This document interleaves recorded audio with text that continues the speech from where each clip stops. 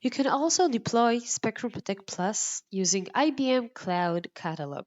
Search for Spectrum Protect Plus in the search bar, and you will find two offerings, one for IBM Spectrum Protect Plus Management Server and one for vSnap Repository. Click on each of them, you will see this page where you have to fill in the parameters for the deployment. You have to choose the pricing plan. You have to choose an existing Kubernetes cluster for this deployment. You have to provide the vCenter credentials, so the username and password, and eventually you will have to choose a data store where you want to store the OVA when it's being downloaded. Configure your workspace and click on install. This will create a new workspace that eventually will copy an OVA into your data store on vCenter.